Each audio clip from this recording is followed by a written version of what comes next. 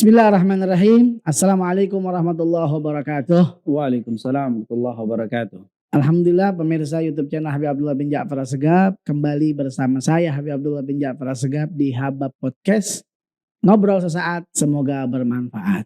Kali ini saya bersama tamu saya, guru kita tercinta, tamu istimewa, Al-Habib Abdurrahman bin Ahmad Assegaf, pimpinan pondok pesantren dan pimpinan majelis ta'lim Nurul Fajri.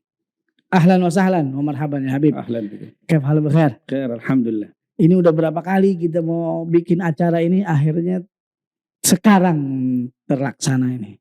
Alhamdulillah. Memang berapa kali kita bikin janji, tidak jadi, tapi insya Allah ini yang terbaik waktunya. Ini alhamdulillah ya, walaupun sekarang ini udah hampir masuk bulan Maulid ya. Udah masuk belum? Sebentar lagi. Sebentar lagi mau masuk Maulid, dan pasti agenda dakwah juga banyak Bib ya. Di beberapa daerah, alhamdulillah antum bisa sempatin hadir di podcast ini.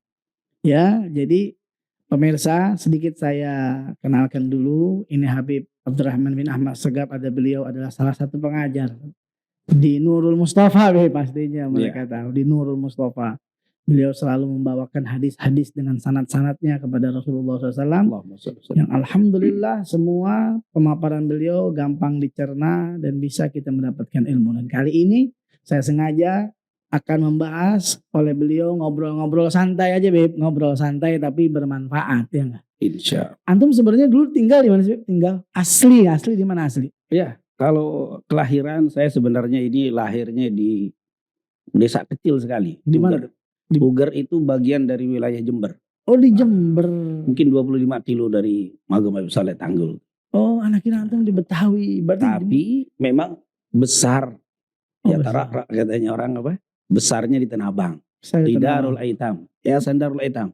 Dan sekolah dari nol kecil di Jamiatul Khair. Oh sekolahnya di Jamiatul Khair. Tinggalnya di Darul Aitam. Oh tinggal di Darul Aitam. Makanya kalau orang bertanya, sepertinya orang yang Betawi, iya karena memang nggak bisa bahasa Jawa juga. Nggak bisa bahasa Jawa. Dari nol kecil. Oh dari gitu. Nol kecil kita tinggal di Darul Aitam dan sekolah di Jamiatul Khair. Sampai selesai kuliah di Jamiatul Khair, sampai selesai di Jamiatul Khair Aliyah.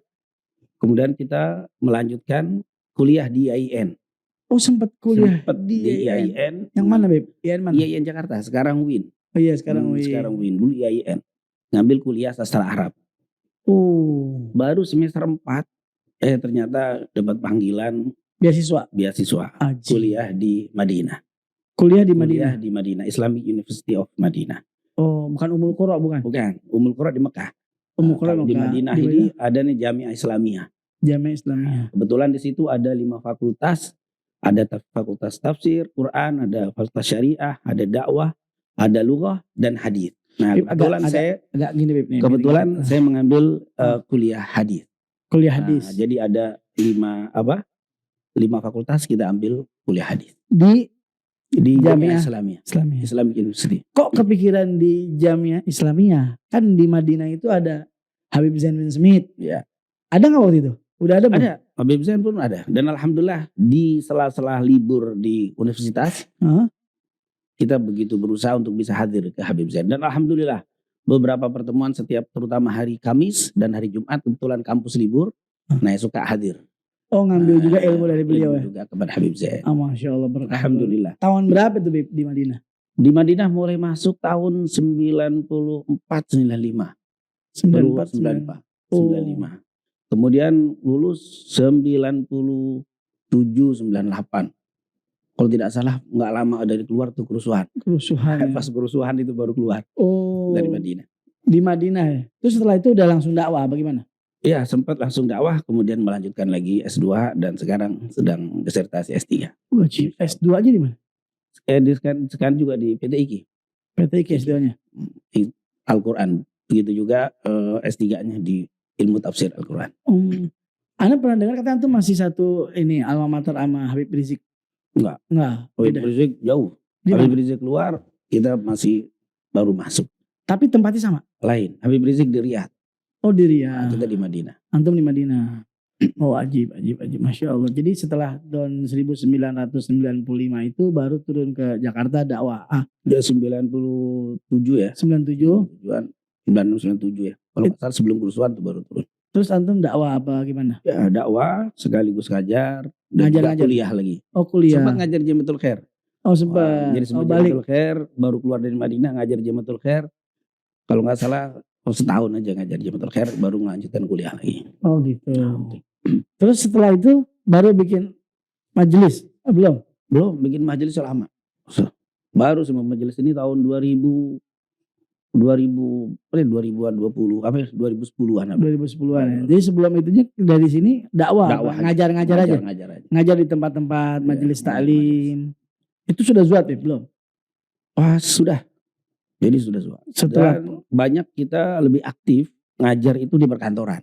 Oh antum di Jadi perkantoran. hampir semua perkantoran terutama pajak misalkan, alhamdulillah kita ngajar baik dari pajak pusat, pajak Jakarta Barat, Jakarta Utara, Jakarta Selatan. Antum isi di situ ya? Alhamdulillah juga ngisi di beberapa instansi pemerintah seperti di Polda, kemudian di Bais dan juga beberapa departemen kehutanan, keuangan. Alhamdulillah. Ya memang lebih banyak di instansi ya. Iya. Tapi dengar juga anak waktu itu sempat ke Amerika ya. Alhamdulillah. Itu dari mana? Dari IJMI. Oh, Alhamdulillah kebetulan ada IJMI Amerika ngundang dai-dai dari Indonesia untuk berdakwah keliling Amerika. Antum berdakwah di hampir seluruh wilayah Amerika. Alhamdulillah. Banyak muslim di sana, Beb. Alhamdulillah, perkembangannya itu cepat. Muslim itu di Amerika luar biasa. Itu kita sempat berangkat pertama 2016 kalau tidak salah. Kemudian balik kembali, kemudian berangkat lagi kita, diundang lagi di Los Angeles. Itu luar biasa, perkembangan Islam itu sangat besar. Bahkan masjid pun sampai kita kekurangan masjid di Amerika itu. Bahkan banyak sekali gereja-gereja itu yang dijual, dibeli dan dijadikan masjid oleh kaum muslimin yang ada di Amerika. Komunitas muslim luar biasa perkembangannya dan juga aktif di dalam kehidupan sosial luar biasa. Itu yang menarik. Jadi mereka itu dakwahnya itu bukan dengan ceramah, bukan dengan baca kitab, tapi dengan perbuatannya. Mereka lebih banyak dengan dakwah bilhal. Nah memang benar kata ulama dulu, ad-da'watu bilhal antab min ad-da'wah bil lisan. Dakwah dengan perbuatan itu ternyata lebih fasih daripada dakwah dengan lisan. Itu dipakai di sana dan sangat kita bisa membedakan muslim dan non muslim, baik dari laki atau perempuan, sangat terlihat di Amerika. Kalau di sini kan kadang samar perempuannya ini muslimah atau tidak muslimah, tapi di Amerika sangat luar biasa kelihatan. Dan ini muslimah, ini bukan gitu ya. Dari segi pakaian, dari segi makanan, mereka sangat hati-hati. Mereka itu walaupun agak susah cari makanan yang berbau halal, tapi mereka itu nyari. Nah, kalau kita kan kadang-kadang, wah ini makanan baru. Ini makanan baru langsung mungkin dianggap supaya modern, langsung beli tanpa melihat halal haram. Kalau mereka sangat ketat di sana. Cari makanan yang halal tuh mereka perhatikan sekali. Jadi mereka jadi seorang muslimah itu dijaga dan sangat bangga dengan keislaman. Makanya kita optimis insya Allah perkembangan Islam di dunia barat ini akan semakin besar dan besar. Terus Islamfobia di sana bagaimana? Itu berita aja. Oh itu berita? Berita yang begitu menakutkan. Memang dulu juga saya sebelum ke Amerika, saya pikir Amerika ini serem gitu kan. Wah Islam ini dahsyat, mungkin kita takut di sana. Ternyata setelah kita masuk, itu cuma berita saja. Padahal kita masuk di sana, alhamdulillah. Kita waktu masuk di imigrasi tanpa ada pemeriksaan yang ketat sekali seperti yang dibayangkan. Kemudian saat masuk, alhamdulillah kita bebas. Tidak ada bahasa kita yang berita-berita yang serem-serem itu tidak terbukti. Alhamdulillah. Insya Allah. Jadi kita sekali lagi berdoa dan optimis insya Allah Islam itu berkembang. Di Amerika Di ya? Amerika. Insya Allah. Dan kita doakan nih penduduk Amerika, jamaah-jamaah muslimin di Amerika, baik yang di Indonesia atau yang di luar, biar tetap diberikan keistiqomahan oleh Allah Subhanahu wa taala. Amin. Jadi ini bisa membuka, mencerahkan ini ya pandangan ya. Kalau selama ini taunya Amerika itu Islamfobia, kalau nggak boleh ngelihat Islam. Tapi ternyata ketika antum dakwah di sana itu berbeda ya. Berbeda. Oh luar biasa. Ada ini juga, ada masjid-masjid banyak di sana. Masjid ada beberapa wilayah seperti di Los Angeles, alhamdulillah sudah ada masjid At-Tahir. Ini masjid baru nih. Sebelumnya dulu belum ada. Dulu ikutnya dulu di KJRI, tapi sekarang sudah berdiri sendiri. Di Houston ada Masjid Istiqlal. Itu juga masjid baru. Ada Istiqlal juga? Masjid Istiqlal. Oh iya. Ada beberapa wilayah seperti San Francisco kayaknya belum ada masjid. Tapi beberapa, kalau New York jelas. Besar ya? Besar. Karena tanah-tanah di sana itu besar-besar ya. Bahkan ya rata-rata masjid itu dibangun bukan dari tanah kosong. Karena perizinan untuk membuat rumah ibadah di Amerika itu susah. Oh Nah, gitu. jadi punya kesempatan itu gereja atau tempat-tempat ibadah agama lain yang dijual, dibeli, maka Gereja dijual juga di sana. banyak. Kenapa? Ya karena memang kita tahu komunitas gereja mungkin ya. Nah. Mereka itu pendetanya punya jamaah sendiri. Pendeta fulan punya. penjamaah. Ketika ada pendeta baru yang lebih bagus, jamaah pindah ke sana. Ya. Maka ini tidak ada yang membayar ini urusan apa? Itunya. Masjid atau tempat gerejanya. Maka bangkrut, bisa dijual. Boleh dibeli Boleh. Nah, ketika dibeli bisa dirubah. Yang penting kan perizinan tempat ibadah. Mau ibadah dia apa aja? Kristen, Hindu, Buddha atau Muslim. Jadi tidak perlu minta izin lagi, langsung jadi masjid. Tapi kalau dari tanah kosong memang agak susah. Itu agak susah. Jadi makanya berkembangnya masjid itu banyak sekali ya dari beli-beli gereja tadi. Subhanallah. Itu ada yang mengkoordinir apa gimana, Bib? Iya, komunitas sendiri aja. Jadi inisiatif dari Muslim yang ada di Amerika itu bagus sekali, kompak sekali. Baik yang ada di LA, di Houston dan tempat-tempat Amerika ini mereka kompak Muslim ini. Mereka punya komunitas dan mereka kompak ketika ada tanah atau gereja mau jual itu mereka berusaha untuk membeli. Dan alhamdulillah perkembangan sangat luar biasa dan masjid sekarang sudah mulai berdiri. Apa yang bisa membuat seperti itu? Apa karena mereka sedikit jadi minoritas kemudian jadi tergugah hatinya atau memang apa ada orang yang mengajarkan itu? Iya, alhamdulillah. Ini kalau kita lihat di Amerika ya yang saya masuk, mereka walaupun sedikit ya minoritas dihitung di penduduk Amerika, tetapi mereka semangat untuk belajar agama itu ada. Dan alhamdulillah banyak para asatid, para dai, para guru yang masuk baik secara langsung atau online saat ini. Oh yang Zoom itu. Yang Zoom terus aktif. Ada di sana ada radio IMSA dan sebagainya itu luar biasa sampai sekarang. Itu yang bisa membuat menggugah hati mereka yang menjadi bersatu untuk ya ada pondasi, ada sandaran bagi mereka, ada ulama-ulama yang alhamdulillah. Oleh karena itu saya selalu berdoa untuk para guru, para asatid, para dai itu yang istiqomah terus berdakwah di Amerika, insya Allah diberikan kesehatan dan istiqomah. Masih ada berarti di sana ya? Masih ada. Masih ada. Baik itu yang Qori'ah atau juga yang dakwah, imam-imam besar juga di sana ya ada ya? Luar biasa ya, alhamdulillah. Itu Bib, antum ketika ngajar-ngajar di sana instansi-instansi itu antum mengajarkan apa kepada mereka? Dasar-dasar apa dulu yang antum ajarkan? Kalau saya sendiri waktu dakwah di sana hanya membahas tentang Rasul sallallahu alaihi wasallam. Jadi saya berikan judul itu 1 hari bersama Rasul. Bagaimana sih keseharian Rasulullah? Jadi kita tidak bahas kalau fikih dan yang lain secara tata sholat itu sudah ada guru tetapnya. Tapi yang kalau kita datang yang hanya beberapa waktu musiman ini, maka saya lebih tertarik untuk bahas tentang mengenalkan kepada mereka tentang Rasulullah. Menggugah hatinya untuk cinta. Untuk nambah cinta. Kan sering orang bilang apa? Man arafah ahabbah wa man ahabbah ata'ah. Nah ini tentunya kita kenalkan dulu. Kalau sudah kenal nanti akan cinta. Kalau sudah cinta taat. Nah itu yang paling kita kenalkan dulu Rasulnya. Mulai dari mana antum mengenalkan Rasulullah kepada mereka? Mulai dari apa kira-kira? Yang pertama tentunya mengenalkan Rasulullah SAW dari perilaku dan akhlak, budi pekerti dan sifat itu lebih dulu. Masalah ibadah-ibadah itu kita kenalkan, tapi tidak kita kenalkan itu adalah tentang perilaku Nabi Muhammad SAW. Karena memang mereka itu lebih banyak tertarik dengan keislaman itu dengan perilaku. Ya, lebih perilaku akhlak, bagaimana kepedulian dengan muslim, kepedulian dengan non muslim, bagaimana sikap pada orang tua dan yang berkaitan dengan Rasulullah SAW. Itu mereka sangat-sangat menarik dan itu menggugah mereka. Karena ternyata di dalam Islam misalkan ketika ada orang satu keluarga yang masuk Islam, ternyata Islam itu tidak nyuruh anak yang sudah masuk Islam itu musuh orang tuanya yang masih kafir, tapi malah tetap disuruh untuk berbuat baik. Wa in jahadaka 'ala an tusyrika bima laysa laka bi ilmun fala tuti'huma wa sahibhuma fid dunya ma'rufa. Yang awal itu mereka, ini kalau anak saya masuk Islam nanti akan memerangi saya, nanti akan musuhin saya. Ternyata setelah kita beritahukan enggak, setelah masuk Islam malah lebih bakti lagi. Nah itu ternyata akhirnya menghilangkan fobia tadi tentang apa keislaman. Paradigma yang tidak baik. Iya. Menghilangkan paradigma tidak baik. Terus gitu ya. Alhamdulillah. Itu antum ajarin mulai dari akhlaknya Rasulullah SAW. Terus baru mulai masuk ke fikih nggak masuk ke fikih. Masuk ke fikih, tetapi fikihnya itu apa? Karena kita tidak lama.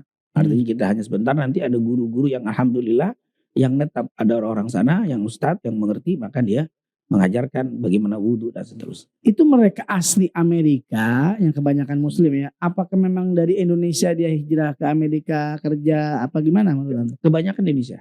Kebanyakan Nah, yang Indonesia. kita yang dakwah ini karena kita lebih fokus ke Indonesia yang datang. Kemudian nanti punya anak, ya ada yang nikah dengan orang Amerika, punya anak. Nah itu, tapi aslinya kebanyakan dari Indonesia. Dari Indonesia ya. Jadi kebanyakan Indonesia. Malaysia juga ada apa gimana? Banyak juga ada kumpulan Malaysia di Texas, di Houston itu, di Dallas. Di Dallas saya ketemu dengan, saya masuk ke komunitas Malaysia. Antum berarti udah berapa bulan di sana, berapa tahun kalau sekali dakwah di sana itu? Ya nggak sampai tahunan, muter-muter aja. Sebulan? Sebulan, 2 bulan. Oh balik. Oh alhamdulillah luar biasa. Apa sih tantangannya di sana dakwah?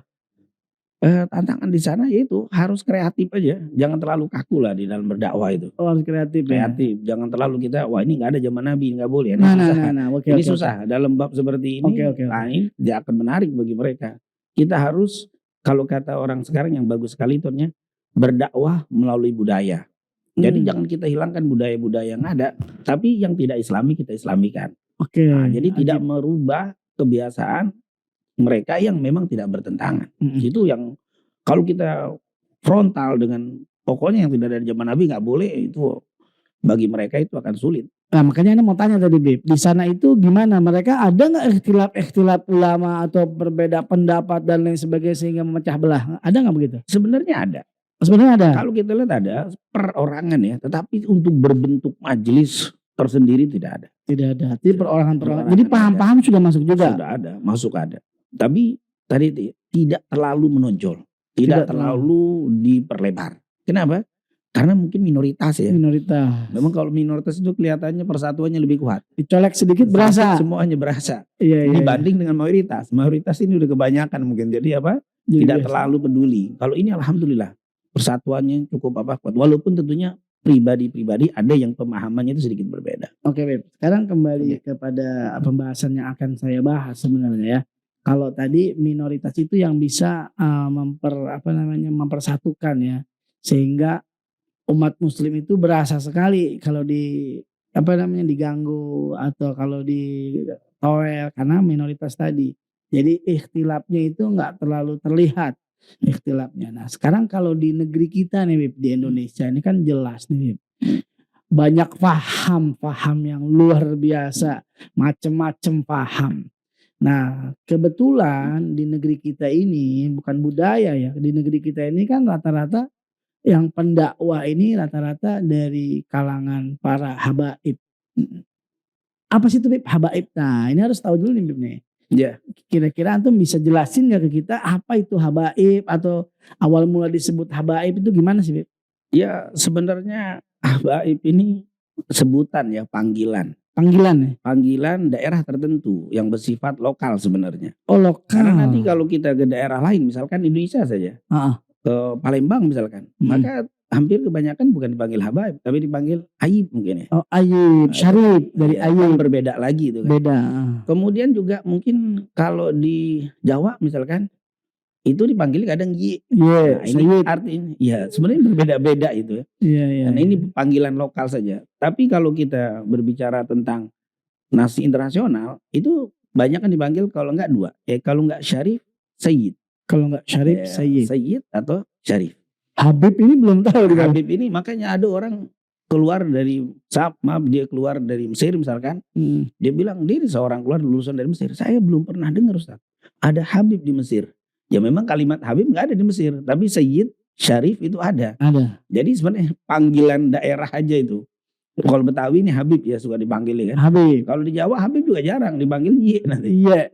Atau di Palembang Ayib, atau di daerah lain tuh mungkin di Aceh Sidi misalnya. Oh Sidi. Nah jadi berbeda-beda. Tapi sebenarnya satu. Apa definisinya apa? Definisi Sayyid, Habib dan Syarif. Jadi sebenarnya intinya ungkapan-ungkapan itu untuk mengungkapkan ini adalah anak keturunan dari Rasul Shallallahu Alaihi Wasallam. Nah ini anak keturunan Rasul disebut Habib, Sayyid, kemudian Syarif. Nah, nanti tinggal berbeda aja itu tentang apa panggilan-panggilan, tapi intinya sama. Maksudnya adalah anak keturunan dari Rasul Shallallahu Alaihi Wasallam. Kan yang kita tahu anak keturunan Rasulullah dari Zainab, Fatimah dan Sayyidina Ali ya. Ya. Apa itu yang disebut Habib dan Sayyid dari situ apa gimana Habib? Ya. Kalau kita lihat mesti kalau kita bicara tentang keluarga Nabi, di keluarga Nabi itu penyebutannya ada beda-beda. Ada yang pertama ahlul bait.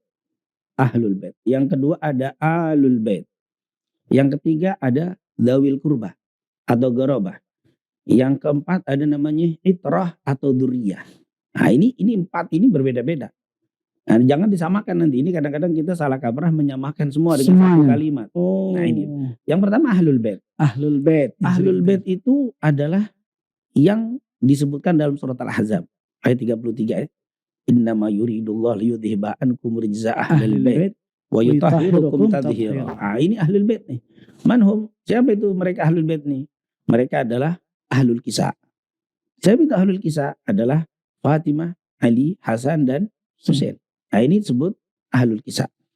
Apakah istrinya masuk ke dalam istri-istri Rasul, apakah masuk ke dalam surat Al-Ahzab 33? Khilaf di antara ulama. Ada yang mengatakan masuk, ada yang bilang tidak. Tapi sepakat ahlul bait ini masuk ke dalamnya. Ini yang disebut ahlul bait. Yang disucikan sesuci-sucinya. Tetapi tetap etikot ahli sunnah tidak boleh meyakini dia dibersihkan sebersih-bersihnya maksum. Seperti Nabi. Seperti Nabi. Beda. Karena nanti ada kebablasan juga. Membahas atau meyakini ahlul bait itu maksum. Nah ini tidak. Ini ahlul bait, ahli sunnah mengatakan tidak maksum. Karena mereka tetap beda dengan Nabi Muhammad SAW. Karena tidak ada yang maksum kecuali para nabi. Nah ini tidak. Ini adalah ahlul bait. Yang disebut dengan ahlul kisah. Tentunya dengan dalil-dalil yang banyak ya. Kemudian yang kedua ada ahlul bait. Ahlul bait ini adalah keluarga Nabi secara umum. Masuk ke dalam istri-istrinya. Masuk ke dalam kerabatnya. Masuk ke dalamnya duriyahnya. Duriyahnya berarti masuk ahlul bait. Ahlul bait. Ahlul bait. Makanya di dalam kaul Imam Syafi'i seperti ya. Muhammad bin Idris Syafi'i ya. Yang lahir 150 meninggal 204 itu kan. Dikatakan ya ala baiti Rasulillah hubbukum fardun minallahi fil Qur'ani anzala.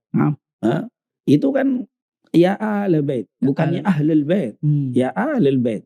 Maksudnya ada seluruhnya, bukan hanya ahli kisah tadi, bukan ahli kisah, tapi istri-istri Nabi, keturunan Nabi, kerabat Nabi, ahlul bait. Duriyahnya Nabi. Darah daging Nabi. Dan ini disebut al. Beda ya antara ahlu dengan al. Itu al. Jadi ahlu itu khusus. Kalau al itu lebih panjang, lebih am. Kemudian yang ketiga adalah qarabah. Qarabah Nabi. Qarabah Nabi itu siapa? Abbas, Abdullah bin Abbas. Semua keluarga Nabi yang bernasab sampai kepada Abdul Muttalib. Nah ini namanya qarabah. Ini qarabah. Dan tentunya ada hadis itu kan. Ketika siapa? Abdullah Abbas bin Abdul Muttalib datang ke Rasulullah. Ya Rasulullah, itu orang-orang Quraisy sedang berkumpul, saya datang mereka bubar. Saya merasa tersinggung. Kayaknya mereka ada sesuatu dengan saya. Langsung Nabi ngumpulkan para sahabat. Dia bilang bahwa ayat yang mengatakan tadi, qul la as'alukum alaihi ajra illal mawaddah fil qurbah. Nah ini itu masuknya ke dalam surat Syuara itu.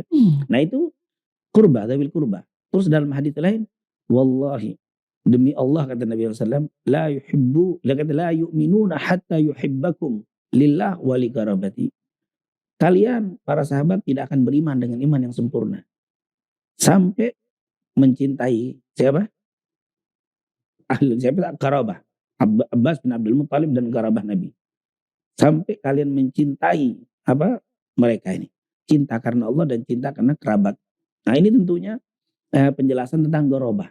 Jadi gorobah itu lebih ke kerabat Nabi. Kerabat Nabi. Nah yang terakhir duriyah atau itroh. Duriyah dan itroh ini khusus untuk keturunan. Nah, jadi kita ini kalau habaib sekarang itu namanya itroh. Nah, walaupun sekarang dikatakan ahlul bait.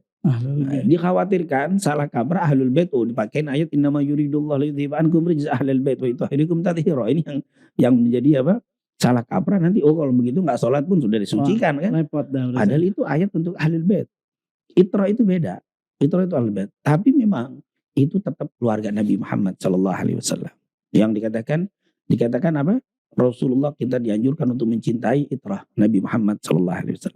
Itu kalau kita cerita keluarga Nabi. Jadi ada ahlul bait, ada ahlul bait, ada qurba, ada itrah dan duriyah. Sama itrah dan duriyah. Itrah dan duriyah itu sama.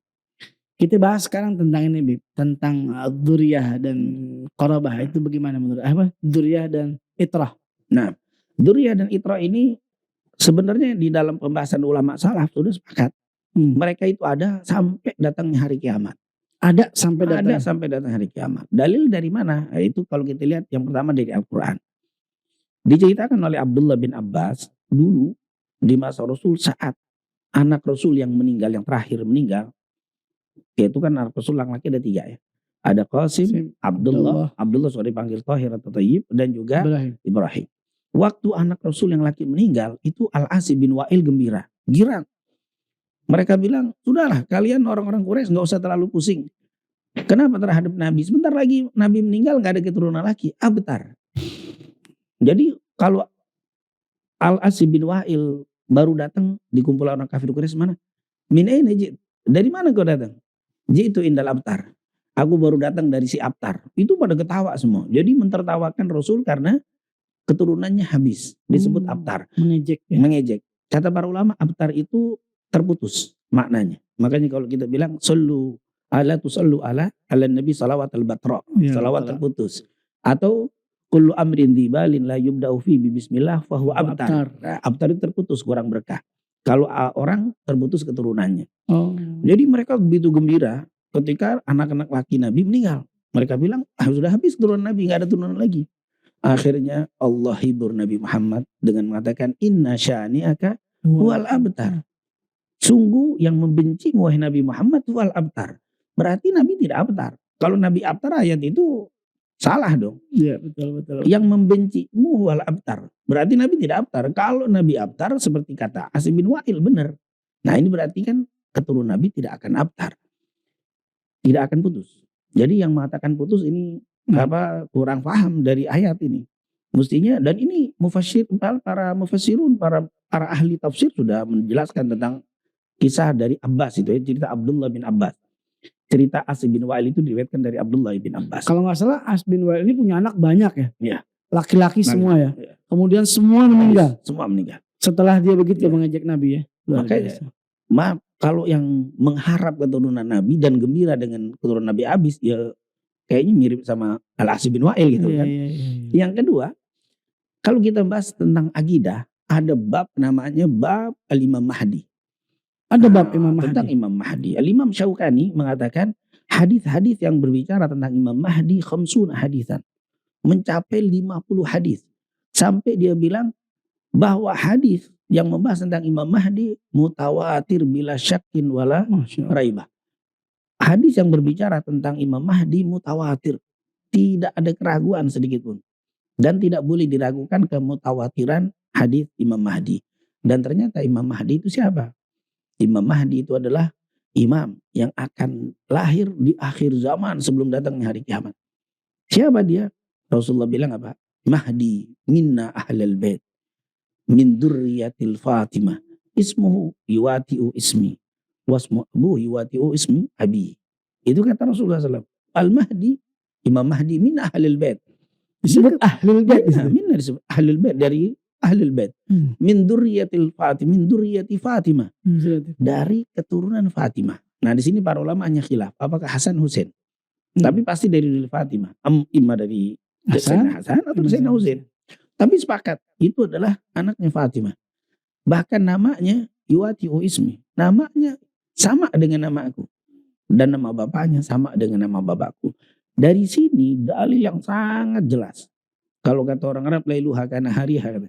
Udah malam sama siangnya udah nggak bisa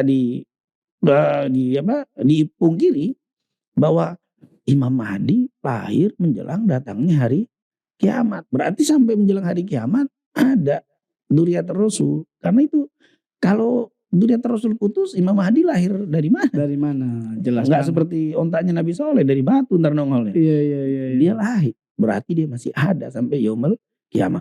Kadang-kadang ini maaf. Kenapa kok ada yang mengatakan turun Nabi habis? Oh, karena syubhat. Karena ada sesuatu yang sedikit rancu, mereka membaca. Ada keterangan yang nggak tahu, salah tentunya. Pasti salah. Yang mengatakan waktu pembantaian Sayyidina Husain atau pembantaian Sayyidina Husain di Karbala itu semua keturunan Nabi habis. Anaknya Sayyidina habis. Oh. Nah, dia nggak tahu kalau ada Zainal Ali, Zainal Abidin. Tapi dianggap semuanya mati. Sehingga berarti nggak ada lagi keturunan Sayyidina Husain. Sementara ada yang mengatakan Imam Mahdi ini dari keturunan Sayyidina Husain. Sayyidina Husain sudah meninggal semua. Nah ternyata kalau kata dengan bahasa kasar ya salah baca kitab. Salah baca kitab. Salah baca kitab. Karena kitab-kitab yang besar, kitab-kitab mu'tamad, kitab-kitab yang jadi referensi itu sangat-sangat apa? Jelas. Jelas. Memberitahu bahwa ada sampai tersisa satu anak daripada Sayyidina Husain, apa cucu anak ya? Anak Sayyidina Husain yang di Karbala itu, ya. Sayyidina Ali ya? Ali Zainal Abidin. Ali Zainal Abidin. Dan sampai sekarang keturunannya sampai banyak. Dan khususnya di Indonesia ini, Bib. Terus kembali terus Bib, gimana Bib? Jadi kalau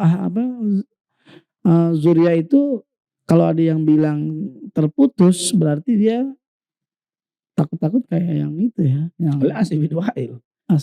Kan mungkin ya boleh jadi orang yang mengatakan terputus itu ada dua kemungkinan. Yang pertama imma jahil. Kadang nggak ngerti. Terus belajar dari orang juga yang nggak ngerti juga gitu. Wa imma hasid. Atau karena hasad. Ini dua. Kalau nggak bodoh, jadi hasad ini yang ngomong pintar berarti hasud. Oh yang ngomong nggak ngerti berarti hatinya bersih tapi nggak ngerti. Nah, ini ada paham. Maka di sini memang ketika kenapa sih perlu dihasatin? Oh ya karena ini ada sebuah keistimewaan gitu. Memang likulli nikmatin mahsud kata orang kan. Setiap ada yang bernilai lebih itu mesti ada yang hasud. Kalau kita susah nggak ada yang hasud sama kita. Kayak tadi antum cerita Abdullah bin Abbas ya. Iya Abdullah. Kalau pas datang kok bubar. Mungkin Abbas bin Abdul Muttalib. Abbas bin Abdul Muttalib datang terus bubar, merasa kayak kok begini ya. Berarti ada sesuatu di situ, ada nikmat di situ. Jadi dihasutin. Nah, terus Beb, lanjut lagi Beb. Ya. Jadi kelebihan ini mungkin ada orang yang hasud tuh kenapa hasud? Karena memang kok dia dikasih nilai lebih gitu kan. Nah, sementara dia sendiri tidak tahu apa sumber dari kelebihan itu. Nah begini, kalau bicara tentang nilai lebih kita harus paham tentang iradah. Iradah itu ada dua. Ada iradah tasyri', ada iradah kauni. Kehendak keinginan Allah yang berbentuk syariat. Ada kehendak Allah yang memang berbentuk ketetapan. Jadi ketetapan yang tidak bisa diganggu gugat. Prerogatif Allah. Udah prerogatif Allah, haknya Allah sudah. Nah ketika tasyri' itu Allah pengennya kita sholat. Tapi ada yang sholat ada yang enggak. Allah pengennya puasa. Tapi ada yang puasa yang tidak. Tapi itu namanya iradah tasyri'iyah, itu tasyri'. Tapi kalau iradah kauniyah, iradah kauni ini orang yang Allah apa yang ditetapkan Allah nggak bisa berubah. Allah mau haram Mekah Madinah negeri yang paling mulia. Nah, kita nggak bisa milih. Kenapa kok Mekah Madinah jadi mulia? Kenapa Indonesia? Oh itu kehendak Allah secara kauni nggak bisa dilawan. Kenapa? Misalkan kan banyak tempat-tempat. Jadi memang ketetapan duriyah itu ada kelebihan. Itu adalah iradah bukan iradah tasyri'. Adalah iradah yang kedua nih ketetapan. Kalau ketetapan mestinya kita nerima. Kalau tasyri' kita bisa melawan, bisa enggak bisa. Tapi kalau kauni sudah kita nggak bisa melawan. Kenapa Mekah? Mestinya kan kita sama juga, sama-sama ada masjid. Kalau mau sekitar hanya masjidnya gede, kita bikin masjid gede kayak Ka'bah, tetap sama, beda. Karena itu kehendak, itu sudah ketetapan. Jadi kalau ada ketetapan seperti itu, Duriyah punya kelebihan. Kita nggak perlu hasud, nggak perlu apa. Tapi kenapa nih? Yang perlu ditanya itu apa hikmah? Jadi jangan kenapa habaib? Duriyah itu ada kelebihan. Sementara yang lain kok in akramakum indallahi atqakum gitu. Kadang-kadang pakai dalil itu. Padahal enggak, di situ tentunya ada hikmah. Jadi kalau ada masalah-masalah ketetapan Allah yang sudah ketetapan dari Allah mutlak, itu tidak perlu ditanya kenapa? Apa hikmahnya? Apa hikmah? Apa hikmah di belakang ketetapan Allah? Itu yang mesti ditanya. Nah, yang sekarang ini kadang-kadang dipertanyakan kenapa? Dengan dibentrokan dengan dalil in akramakum indallahi atqakum. Dan juga suka bilang kan Islam pusatnya di Mekah, di Madinah. Kok nggak ada di sono habaib atau apa namanya yang dimulia-muliakan begitu? Nah itu gimana jawabnya? Itu salah. Padahal ada. Dari zaman dulu bahkan di Baqi itu ada kuburan siapa? Sayyidina Husain kepalanya. Sayyidina Hasan di situ sepakat. Kemudian anaknya Ali Zainal Abidin ada di situ. Muhammad Al-Baqir di situ. Ja'far Shadiq baru keluar. Fatimah Zahra di situ. Ahlul Bait banyak di situ. Jadi salah kalau dibilang tidak berarti ada yang mengkaburkan itu kali. Mengkaburkan bahkan di zaman Turki Utsmani kalau kita belajar tentang sejarah itu di Timur Tengah sebelum dikuasai oleh Muhammad bin Abdul Wahhab sebelumnya itu para gubernur itu dari syarif. Dari para syarif. Bahkan dulu di Makkah itu ada Qasr Segaf, ada terkenal. Jadi sampai sekarang pun masih banyak. Bahkan kalau kita mungkin jalan-jalan umroh haji dilihat ntar ada Soidaliyah Ali Drus, ada Soidaliyah Segaf. Oh itu gabilah di sana orang udah tahu. Dan itu ada. Enggak, kalau yang mengatakan tidak ada di Mekah di Madinah. Berarti kurang belum belajar paham, itu. belum Mungkin tahu. circle-nya Beb. Iya. Circle-nya ketemunya yang kayak gitu.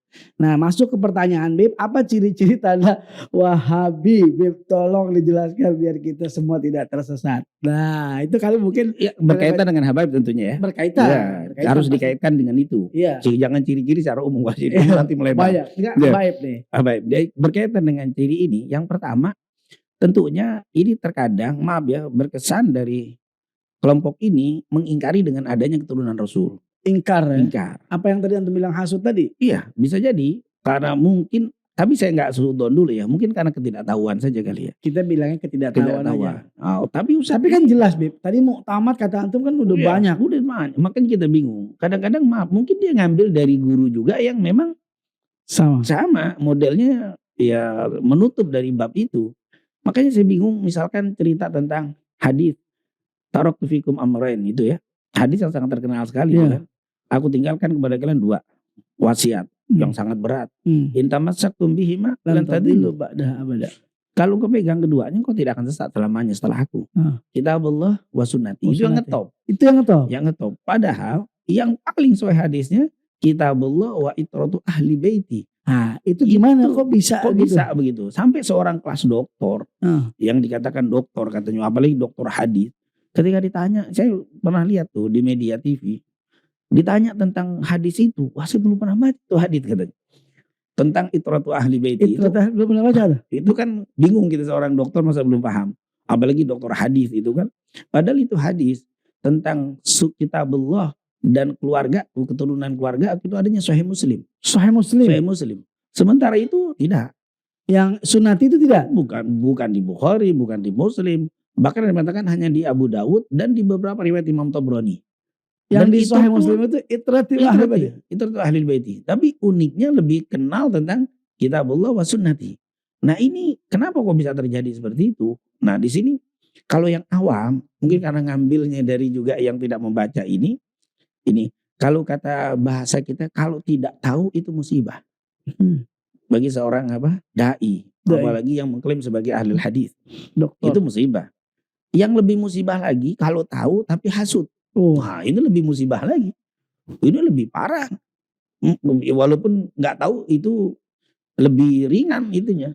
Tapi kalau sudah tahu disembunyikan, wah ini itu bahaya. Itu lebih berbahaya. Harusnya disebarkan ya. Harus disebarkan. Nah ini tidak ada orang yang mencintai dzurriyyatur Rasul itu jadi hina. Tidak ada ya? Tidak ada. Seperti kita mencintai Nabi, apakah bisa pernah? Ada nggak orang mencintai Nabi jadi hina? Gak ada. Begitu juga mencintai dzurriyyatun Nabi. Kenapa? Rasul pernah bilang, Fatimah bad'atun minni. Ada yang baca bid'ah, tapi yang banyak bad'ah. Fatimah bad'atun minni. Fatimah itu bagian darah dagingku. Berarti apa yang kita lakukan terhadap Nabi, kita lakukan sama. Kalau kalian mencintai aku akan menjadi mulia, kalian mencintai darah dagingku akan menjadi mulia. Saya pengen cari itu bukti atau mungkin ada di lapangan orang ini hina gara-gara mencintai dzurriyyatur Rasul. Tidak akan pernah. Yang banyak bukti semakin naik. Semakin cinta. Ustaz, kiai, ulama cinta Nabi, cinta keturunan Nabi nambah naik. Ada kiai cuman pegang-pegang sendalnya Ki Habib doang naik. Atau sebaliknya. Ada juga yang terbukti di lapangan itu yang menghinakan Nabi ya atau dzurriyyah Nabi turun hancur. Kenapa? Itu kembali. Dulu kata para ulama, kami kalau sedang perang sama musuh kami, terus kami terdesak, wah kami berdoa terus gak pada untuk terdesak, dikit lagi kalah. Tapi kalau kami dengar ada yang mencaci maki Nabi, kami bertakbir, kita pasti menang. Kita pasti menang. Kenapa? Inna syani'aka huwal abtar. Yang membencimu pasti hancur. Berarti ini benci Nabi hancur. Begitu juga katanya membenci dzurriyyatur Rasul karena apa? Karena dzurriyyatur Rasul bagian dari daging Nabi Muhammad. Bid'atun min. Bagaimana kalau ada yang membeda-bedakan? Membeda-bedakan dzurriyyatnya Nabi, yang ini dihormatin, yang ini dihinakan. Ya, sebenarnya cinta kepada dzurriyyah itu tidak boleh dibedakan. Tidak boleh ya. Maaf dzurriyyahnya Nabi ini bodoh atau alim. Akhlak mulia, tidak akhlak mulia. Tidak ada. Cinta itu harus. Tapi taat beda. Ya, beda antara taat dan cinta. Kalau taat itu harus yang mengajar pada kebaikan. Kepada yang akhlak, yang rapi, itu boleh taat. Tapi kalau cinta, enggak. Seperti dengan orang tua. Taat harus dilihat. Orang tua nyuruhnya kebaikan apa keburukan. Tapi kalau cinta, tetap. La ta'ata li makhluqin Fi ma'siyatil khaliq. maksiatil Kan dalam Al-Quran, wa in jahadaka ala an tusyrika bima laysa laka bihi ilmun fala tuti'huma. Wa sahibhuma fid dunya ma'rufa. Oh, kalau nyuruh kepada kemusyrikan, jangan ditaati kedua orang tuamu. Tapi pergauli mereka dengan cara yang baik. Ini dzurriyyah enggak benar, akhlaknya enggak bagus, jangan taat. Ngajarin enggak benar, jangan diikuti. Tapi cinta tetap harus cinta. Dan tidak boleh membencinya. Tidak. Tidak boleh menghardiknya. Baik. Nah karena itu kalau sekedar cinta karena dia baik itu jangankan dzurriyyah. Jangan dzurriyyah. Benar. Semua ustadz, ulama atau orang-orang soleh itu wajib kita cintai, nggak pakai ngelihat apa dzurriyyah dan tidak dzurriyyah. Jadi dengan ada yang tidak baik inilah diuji kecintaan kita. Iya. Betul ya? Betul.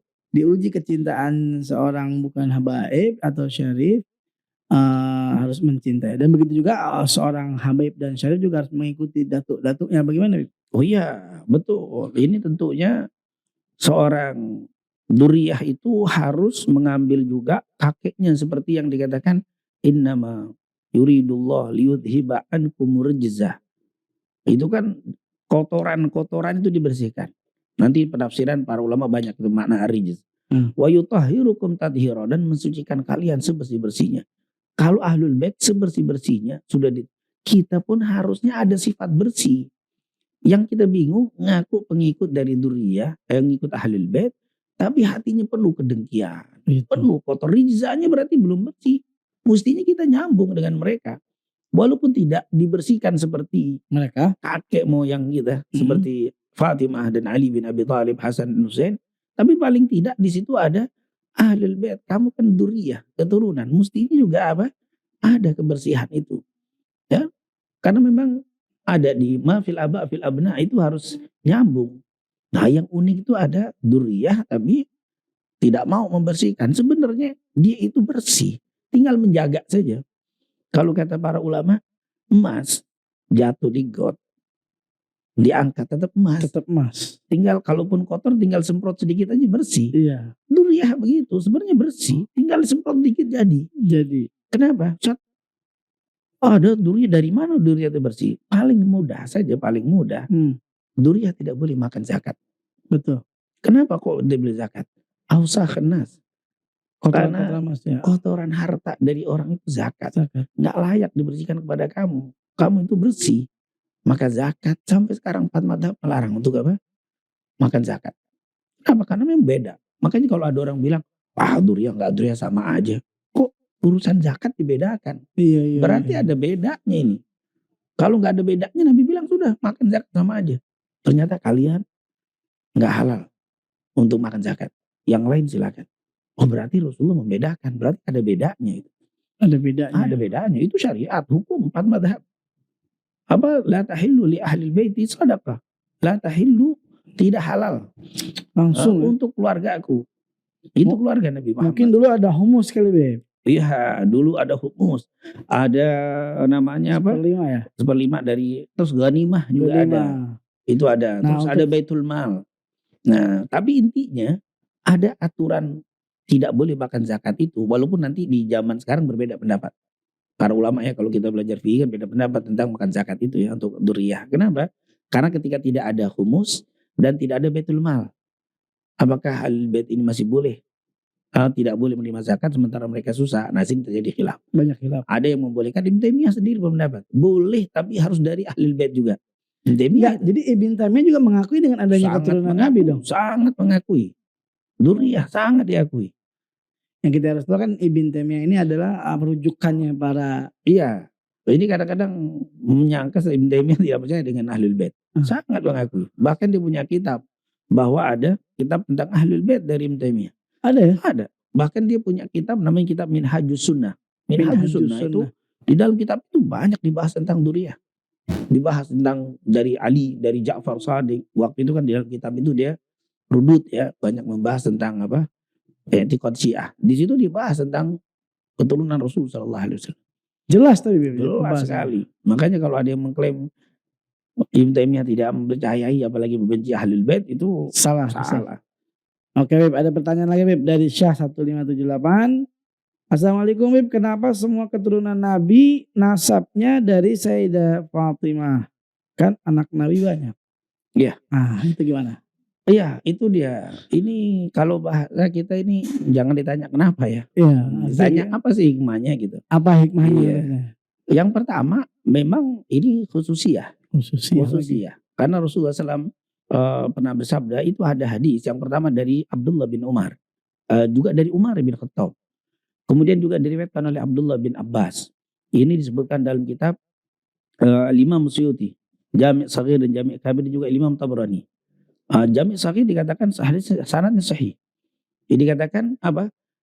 Kullu bani Adam asabat fa'idiyah, kullu bani Adam, semua manusia asabatuhum li abihim, yaitu asobahnya larinya ke bapaknya. Illa, kecuali apa? Walada illa, ada yang mengatakan khala, ada yang mengatakan illa. Khala walada Fatimah. Fa inni ana asobatuhum wa ana abuhum. Langsung. Semua kullu bani, semua orang itu kembalinya ke abahnya. Illa, dan nanti ada riwayat illa walada Fatimah, ada khala walada Fatimah. Kecuali anak-anaknya Fatimah. Fa inni ana abuhum wa ana asobatuhum. Sungguh aku adalah ayah mereka dan aku adalah asobah mereka. Artinya anak-anaknya Fatimah lari ke Rasul sallallahu alaihi wasallam. Jadi bukan ke Ali bin Abi Thalib. Nah ini teks. Bahkan Al-Imam As-Sakhawi ketika menjelaskan hadis ini, di dalam sanadnya sih sedikit ada kelemahan dari matannya. Dari segi sanadnya ada sedikit kelemahan, tetapi matannya sepakat seluruh ulama. Ini adalah khususiyah untuk keluarga Nabi. Jadi harus dibedakan ya antara sanad dan matan. Tidak setiap sanadnya lemah, matanya langsung lemah juga gitu. Tidak ya. Tidak kalau mesti. Dalam mustalah hadis begitu ya. Iya, mesti kadang-kadang sanadnya. Makanya kalau kita baca hadis wa fi sanadihi, misalkan di dalam sanadnya idhaf, ada kelemahan. Kurang tigoh gitu ya. Iya, kurang tigoh, ada fulan. Nah, ini sanad, tapi matan belum. Tapi kalau hadisnya dhaif berarti sanad dan matan. Tapi kalau sanadnya dhaif belum tentu matannya juga dhaif. Banyak tadi misalkan al-jannah tahta aqdamil ummahat. Itu sanadnya dhaif, tapi maknanya kan banyak disesuaikan. Sumu tasihhu, sanadnya dhaif tapi sanad matannya apa? Sahih. Artinya banyak hadis yang seperti itu. Tapi yang repot sekarang nih, ketika ada yang mungkin seperti itu langsung dibilang oh ini dhaif. Ya. Oh ini palsu. Ya. Itu yang repot. Langsung umat nggak paham nggak? Ketika ada seorang yang pinter, mungkin dokter atau apapun, dia bilang udah, oh ini nggak bagus. Apalagi dia pinter kan, tahu hadis, apal hadis sekian. Tapi bilang, oh ini bukan nih, ini hadis palsu, ini hadis dhaif. Itu yang repot gitu. Ya padahal dalam hadis dhaif juga kita kalau untuk fadhail amal silahkan kan, diperbolehkan, nggak masalah. Kemudian tadi ada ciri-cirinya tadi tuh? Iya, gimana? Yang tadi itu cirinya tadi tuh. Tidak mengakui adanya dzurriyyah. Ingkar, itu yang pertama. Ingkar, tidak mengakui adanya dzurriyyah atau habaib. Tapi saya lihat kesini mulai mereka gak mengakui. Mulai mengakui. Karena dilihat dengan mungkin setelah dia mungkin baru dengar kan, di sana mungkin gak dibahas, di tempat belajar yang gak dibahas, di sini baru ketemu permasalahan itu. Ternyata mungkin mereka banyak baca, oh ternyata ada. Tapi akhirnya dia mengatakan lagi, baik, dzurriyyah itu ada. Tapi apa kemuliaan dzurriyyah? Itu yang jadi masalah. Memang dzurriyyah ada misalkan. Yang pertama apa kemuliaannya? Dari mana? Inna akramakum indallahi atqakum. Mereka pakai begitu dalilnya. Dimasukin ke ayat Al-Qur'an yang itu. Bahwa umum. Apa kemuliaannya? Gak ada beda. Semua sama di sisi Allah. Dzurriyyah juga kalau tidak beramal soleh juga tetap gak perlu kita cintai. Nah itu. Jadi itu ciri-cirinya. Sekarang bukan tidak mengakui, ada yang mengakui, tapi mengingkari kemuliaan, fadailnya, keistimewaan, keutamaan. Padahal kalau kita lihat keistimewaannya banyak. Contoh di dalam Al-Quran saja, tadi kan surat Al-Ahzab, itu kan kakek moyangnya dibersihin. Innama yuridullah liyudhiba ankum. Itu kan sudah Ayat kelebihan. Quran itu jelas. Itu nas. bukan kelebihan. Kelebihan. Ya kelebihan. Apa efek kelebihan itu? Oh, ada. Mungkin kalau kita cerita surat Al-Kahfi lah. Ya. Kan dulu Nabi Khidir waktu sama Nabi Musa lagi jalan, ada rumah yang mau rubuh, ya. Dibenerin. Ya. Waktu ditanya, kan dikatakan apa itu? Kana li ghulamaini yatimaini fil Madinah. Itu tentang ini dulu, ini punya anak yatim. Anak kecil yatim di Madinah. Karena kalau kita baca ceritanya, karena abuhuma saleh. Bapaknya soleh. Jadi Allah perintahkan kepada saya, kata Nabi itu, untuk menjaga harta ini karena bapaknya soleh. Itu kalimat bapaknya soleh, bukan bapak ibunya, kata mufassir. 7 turunan ke atasnya soleh. Jadi bapaknya biasa, kakeknya biasa, tapi yang ketujuh orangnya soleh. Akhirnya Allah perintahkan kepada Nabi Khidir untuk jagain harta karena kesolehan kakeknya yang ketujuh. Yang ketujuh. Kakek ketujuh, anaknya dapat ibadah. Berarti benar-benar ada efeknya, ada efek. Manfaatnya luar biasa. Apalagi Habaib yang duriyah ini. Bapaknya orang soleh, kakeknya soleh. Karena maaf, kalau ditarik duriyah ini yang ada, semua rata-rata ini, terutama dari Sayyidina Husain, larinya nanti ke Abdurrahman Segaf. Itu seorang siapa Abdurrahman Segaf? Benar. Abdurrahman Segaf. Kemudian Muhammad Mauladawilah. Kemudian Ali. Ya, kemudian lari lagi kepada Muhammad Sahib Merbat. Kemudian Ali Khalid Ghazam. Kemudian masuk lagi ke Alwi, Ibn Muhammad, Ibn Alwi. Kemudian Ibn Ubaidillah, Ibn Ahmad al-Muhajir. Saya mengenal Muhammad. Dari Muhammad al-Muhajir, Isa ar-Rumi, Muhammad al-Nagib, Ali al-Uraidi. Terus Ja'far Shadiq, Muhammad al-Bagir, Ali Zainal Abidin, Sayyidina Husain. Ini semakin ke atas, semakin apa? Semakin emas. Bagaimana? Kok nggak ada efeknya? Nah ini tentunya harus dibedakan tentang duriyah kakeknya itu. Terus yang kedua juga di dalam surat At-Tur di ayat 21. Alladzina amanu wattaba'athum dzurriyyatuhum biimanin alhaqnahum dzurriyyatahum. Orang-orang yang beriman dan diikuti oleh anak keturunannya dengan keimanan, nanti anak-anaknya akan kami pertemukan dengan kakeknya, dengan orang tuanya. Nah kita dipertemukan dengan bapak kita dipertemukan bapaknya, bapak ini ketemu sampai ke Nabi Muhammad SAW. Ini Al-Quran. Berarti otomatis dengan ayat ini bisa dikesimpulkan bahwa para cucu Nabi bakal kumpul bareng dengan karena diikut Al-Quran yang bilang. At-Tur, surat At-Tur gak ada khilaf. Teksnya ya, kalau pemahaman itu masih banyak khilaf, tapi teksnya Al-Quran gak bisa. Nah makanya saya bingung, kok bisa ada bilang gak ada efek. Berkaitan dengan kadang-kadang mereka membawakan dalil Fatimah. Fatimah kapan? Dulu waktu dakwah pertama Nabi. Nabi pernah mengumpulkan keluarganya, disebutin satu-satu.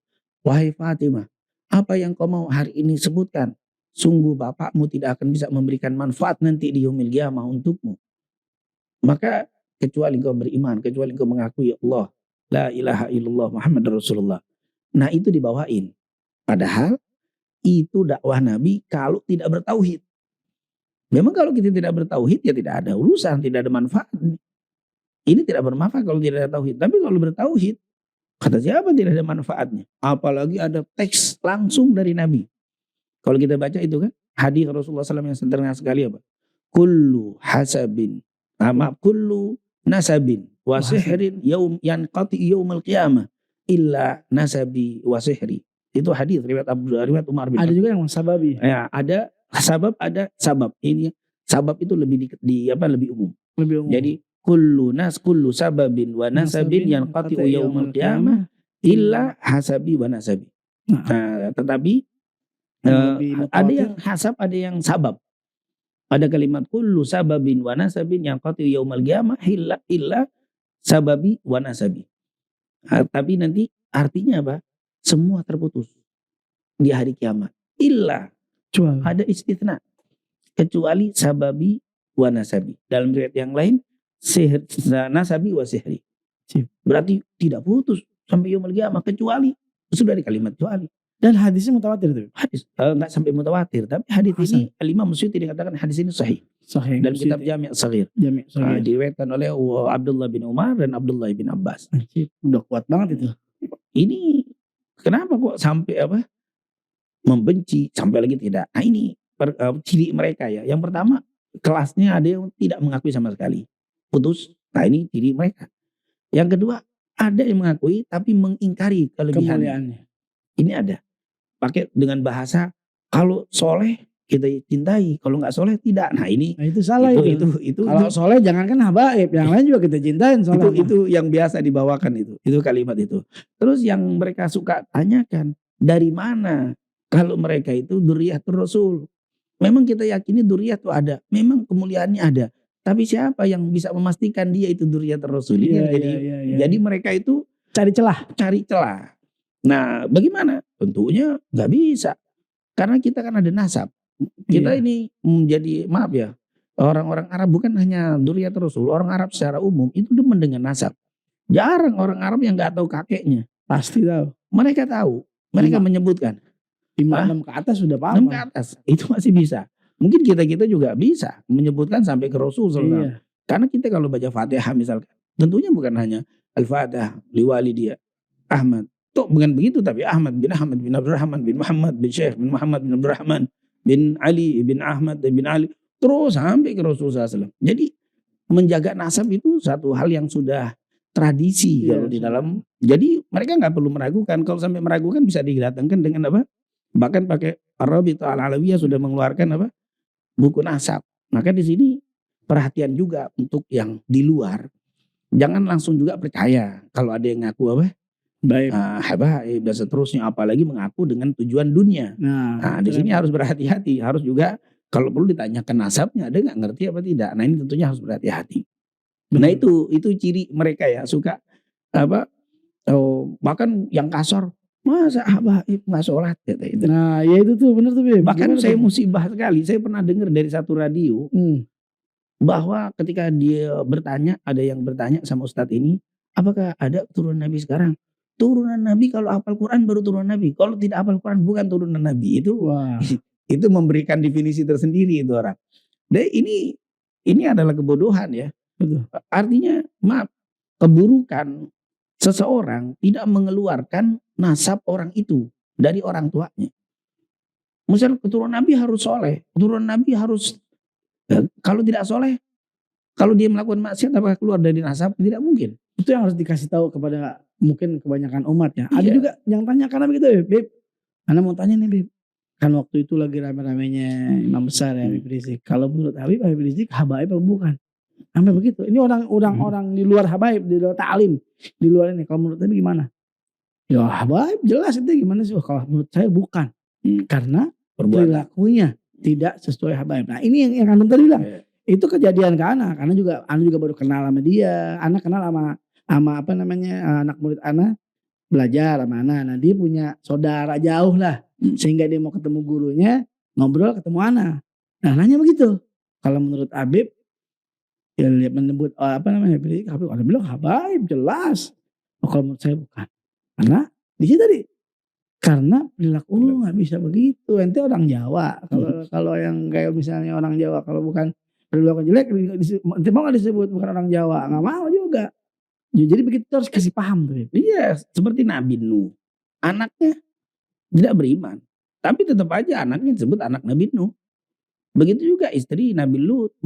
Tetap disebut istri Nabi Lut. Ayah Nabi Ibrahim. Tetap disebut. Bukan langsung putus. Hatta Nabi Muhammad. Pamannya Abu Lahab. Tetap disebut pamannya. Nggak dibilang ini bukan paman Nabi nih. Karena nggak beriman. Atau ngelawan Nabi kan nggak begitu. Iya, betul. Itu hujah dalil orang-orang yang tidak paham. Apalagi sekelas imam kita Habib Muhammad Rizik Syihab. Bagaimana ceritanya menanyakan tentang masyhur. Dan ini apalagi dengan alasan dakwahnya tidak seperti keluarga Nabi. Antum tahu dari mana dakwah Nabi, keluarga Nabi tidak seperti itu. Benar. Padahal kemarin Anda bicara dengan Hanif juga luar biasa. Memang sekarang harus diberitahu. Jadi mereka-mereka ini yang awam, Beb. Karena tuh ada antara mereka itu yang hasud, ada yang memang jahil. Nah, tapi rata-rata mirip-mirip dah. Kalau ada yang jahil. Kalau jahil juga hasud juga itu. Ada 3 juga Beb nih. Udah jahil juga dia hasud juga. Ini yang repot dah. Ya kan Beb. Jadi kita nih harus dakwah kudu terus. Jangan sampai kita jauh dari dakwah memperkenalkan habaib ya kepada mereka umat. Namun antum kemuliaan habaib nih. yang harus dijaga ya sampai mereka paham atau gimana apa gitu jadi Habib ini harus kayak malaikat nggak boleh salah bagaimana menurut Habib? Iya, tentunya kita harus menghormati dan juga mencintai yaitu orang-orang tua kita sampai kepada Nabi Muhammad SAW. Ketika kita dikasih kelebihan lalu tidak kita gunakan kelebihan itu adalah orang yang paling bodoh. Ketika dikasih kelebihan tapi tidak digunakan kelebihan, malah digunakan untuk tidak dengan cara yang tidak baik, ini sangat bodoh sekali. Oleh karena itu mestinya dalam lini-lini kebaikan, amal-amal soleh, mestinya habaib itu yang paling depan. Nah, ini tentunya kita yang jangan pernah kita hanya bersandar dengan nasab kemudian kita tidak beramal. Makanya Rasulullah pernah mengatakan dalam Sahih Muslim dari Abu Hurairah di hadis yang sangat panjang, di antaranya di akhir kalimatnya, man batta'a bihi amalu lam yusri bihi nasabuh. Siapa yang amalnya tidak baik, amalnya tidak mempercepat dia dapat ridho surganya Allah, maka nasabnya tidak akan membawa seperti itu gitu. Artinya nasab kamu akan sia-sia, ini sayang sekali. Allah sudah kasih kelebihan tapi tidak digunakan. Baik. Tapi dimulai dari makanan dulu. Makanan yang halal. Makanan dulu yang harus diperhatikan. Makanan lebih dulu. Karena mana badat minal haram, fannaru aula bih. Karena kalau makanan yang haram-haram itu akan membawa. Bahkan ciri daripada duriyahnya itu karena hilang. Bukan habis, bukan hilang sama sekali habis, tapi ciri-cirinya itu hilang nanti. Karena dari makanan. Maka ini harus diperhatikan makanan. Maaf. Allah sudah memenuhi doanya Nabi. Rasulullah SAW pernah berdoa, Allahumma ja'al rizqa ali baiti kafafa. Itu sudah doa, ya Allah berikanlah rizki kepada keluarga itu cukup. Maka jangan pernah ahlul bait duriyah Nabi ketakutan gak dapat rizki. Akhirnya yang haram pun dilabrak, yang haram dimakan. Ini yang jadi musibah. Akhirnya dengan makan yang haram banyak, hilanglah nur daripada keluarga Rasulullah. Ini tentunya bukan berarti hilang nasabnya habis, tapi tidak. Cirinya nanti akan hilang. Karena kita tuh sebenarnya sangat mudah. Mungkin di lapangan kita sering lihat ya. Preman. Ini perbuatannya. Tapi tiba-tiba ketemu lagi berubah menjadi orang soleh. Begitulah mudahnya dzurriyyah Rasulullah SAW. Mudah untuk kembali. Yang penting makanannya dijaga. Assalamualaikum Habib Abdullah, nitip salam dari Ana Adi kecil. Gak sedikit ini. Dari Ana Adi kecil buat Habib Abdurrahman Asgab LC dari Jamaah Kebun Kacang Beb. Tanah Abang, Masjid Nurul Huda, Majelis Wan Amir. Kupas tuntas Nurul Huda, kupas tuntas dari tentang nasab dzurriyyah Nabi SAW terus berkesinambungan. Karena ada beberapa saudara muslim yang beranggapan keturunan Rasulullah sudah putus. Terima kasih, cuma ini kasih tahu. Jadi harus sering tuh Beb. Apa sih dalil-dalilnya untuk bahwa Rasulullah punya keturunan sampai tadi kan udah disebutin. Tapi yang lebih ini lagi Beb, apa Beb? Iya, sebenarnya untuk keturunan Rasul itu ada khususiyah. Ada khususiyah di dalam syariat, ada khususiyah di dalam nasab. Kalau kita khususiyah, keistimewaan lah ya, yang tidak ada di tempat lain, di nasab lain gitu. Dari segi syariat ada khususiyah tersendiri. Misalkan kita disuruh bersolawat kepada mereka setiap waktu. Ya kan? Waktu turun surat Al-Ahzab 56 dia, innallaha wa malaikatahu yusholluna 'alan nabi ya ayyuhalladzina amanu shallu 'alaihi wa sallimu taslima. Itu ada seorang sahabat namanya Ka'ab bin Ujrah dalam Sahih Muslim. Dia nanya, "Ya Rasulullah, kami tahu bagaimana cara bersalam. Tapi bagaimana cara bersalawat?" Qul Allahumma shalli 'ala Muhammad wa 'ala ali Muhammad. Berarti khususiyah itu. Kita disuruh terus doain keluarga Nabi.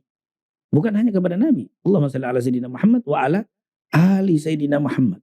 Walaupun hadis yang melarang tanpa menyebutkan al itu dhaif, misalkan sallu la tusalli alayya salawatal batra, itu hadis dhaif. Tapi hadis tadi menunjukkan jelas kalau kita bersalawat suruh juga kepada ahlul bait.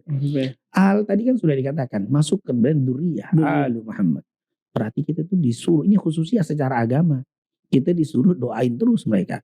Makanya saya bingung kalau ada orang sholat tapi benci sama dzurriyyah Rasul itu. Repot deh. Karena di dalam tahiyatnya Allahumma shalli ala Muhammad wa ala ali kama shallaita alaihim. Tapi dia benci setelah sholat jemaah dzurriyyah. Ini aneh. Di sholatnya doain, di luarnya benci gitu. Nah ini mungkin kalau kata orang ini bisa jadi munafik. Lisannya beda, hatinya beda. Nah ini tentunya jangan sampai. Ini khususnya secara agama. Ada. Kemudian yang kedua disuruh kita cinta kepada mereka. Kenapa kita mesti cinta? Ya karena alasannya dia itu orang mukmin. Yang pertama kan muslim. Innamal mu'minuna ikhwah.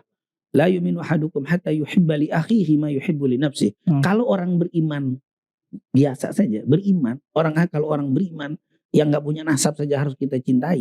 Apalagi bagaimana kalau yang di mukmin ini adalah ada darah Nabi Muhammad SAW. Makanya kita kenapa mesti cinta? Karena itu sebagai apa? Tanda kita itu cintanya kepada orang mukmin. Dia adalah mukmin. Yang kedua ada nasabnya Rasulullah SAW.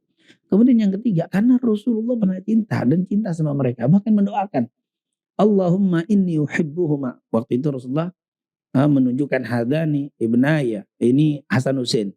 Dia bilang ini adalah kedua anak saya. Allahumma inni uhibbuhuma. Ya Allah saya cinta kepada keduanya. Wa ahibbahuma, ya Allah cintai mereka berdua ini. Wa ahib man yuhibbuhuma, dan cintai siapa yang mencintai mereka berdua. Kenapa kita harus cinta? Pengen dapat cintanya Nabi. Itu alasannya kenapa kita harus cinta gitu. Yang pertama, dia ini adalah memang perintah Rasul sallallahu alaihi wasallam bahwa kita mencintai. Banyak alasan kenapa kita cinta sama Dzurriyyah Rasul. Nah, ini tentunya jadi ini khususnya dalam agama. Yang pertama, suruh berselawat. Yang kedua, disuruh cinta. Yang ketiga, lihat khususnya syariat. Tidak boleh bayar zakat. Nggak boleh bayar zakat. Itu adalah khususnya di dalam syariat. Yang lain boleh, ini nggak boleh bayar zakat atau menerima zakat. Tidak boleh mengambil atau menerima zakat. Oh, ini ya nanti dalam pembahasannya nanti ada pembahasan yang panjang, tapi hukum dasarnya tidak boleh. Hukum dasarnya. Masalah kesininya itu, itu khilaf. Ada humus, ada dan sebagainya. Tapi hukum dasar tidak boleh. Berbeda dengan yang lain. Berarti kan khususnya itu. Ada khususnya untuk keluarga Nabi Muhammad SAW. Kemudian nanti tentang bab kafah itu juga dalam bab khususnya di dalam syariat. Tapi itu khilaf lagi. Tapi ada hukum dasarnya, ada harus kafah. Harus kafah. Hukum dasar kafah. Masalah nanti boleh tidak boleh ke depannya itu khilaf. Tetapi hukum dasar, kita bicara hukum dasar ada khususnya. Sementara yang lain nggak ada. Yang penting Islam sama Islam selesai. Tapi yang ini tidak. Nah, ini kelebihan di dalam khususnya di dalam bab syariat dan khususnya di dalam nasab. Ini khususnya juga beda. Yang pertama, nasabnya itu adalah pilihan. Nah, ini hadis yang sering kita dengar nih, hadis Wasilah bin Asqa ya dalam Bukhari Muslim. Innallaha istafa Kinanata min waladi Ismail. Wastafa min Kinanata Quraisyan. Wastafa min Quraisyin Bani Hashim. Wastafani min Bani Hashim. Berarti kan pilihan. Benar-benar disaring. Disaring. Ini berarti pilihan. Dan Fatimah bid'atun minni. Itu berarti nyambung lagi ke situ. Berarti ini khususnya nasab. Yang lain mulia. Di sini di bab ini Ibnu Taimiyah cerita. Ibnu Taimiyah berkomentar. Bagaimana? Ini menunjukkan bahwa Arab itu enggak satu. Bangsa Arab itu enggak satu. Bangsa Arab itu ada kelas. Nah, di antara anak-anak Ismail yang paling tinggi itu Kinanah. Di antara anak-anak Kinanah yang paling mulia adalah Quraisy. Di antara Quraisy yang paling mulia adalah Bani Hashim. Jadi Ibnu Taimiyah sendiri komentar bahwa bangsa Arab itu enggak satu katanya. Nah, jadi kalau kita bilang semua sama, inna akramakum, berarti bertentangan dengan Ibnu Taimiyah. Jadi ini khususnya nasab. Yang kedua khususnya nasabnya tidak terputus seperti tadi. Kullu nasabin dikatakan tadi kullu nasabin wa sihrin yanqati yaumil qiyamah illa nasabi wa sihri. Ini kan khususnya.